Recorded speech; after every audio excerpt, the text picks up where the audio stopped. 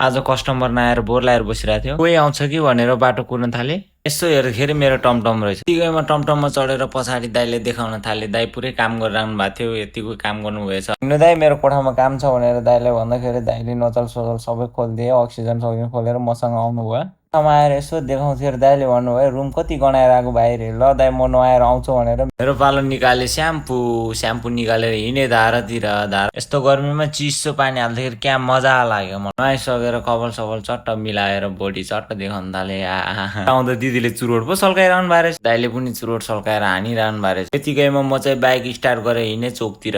बाहिर क्या रमाइलो मौसम रहेछ आज। चोक पुगेर छिरो डिपार्टमेन्टतिर यसो हेरे रुम पर्फिङ कहाँ रहेछ। बास्न त आउनु पर्यो मेरो रुम। बहिनीले भन्यो कि यो चाहिँ पर्फिङ ठिक छ, बास्न मिठो आएर। यतिकैमा मच्छर धुप पनि मैले 2टा ल्याएँ। काउन्टर आएर बिल पेमेन्ट गरिदिएर हामी फर्किए घरतिर। रुममा आइपुग्ने बित्तिकै मैले स्प्रेस हानिदिएँ होइन। सेनको बास्नको आनन्द लिएर सर्लक्क डले। यतिकैमा ब्लग इन्डिङ। By by.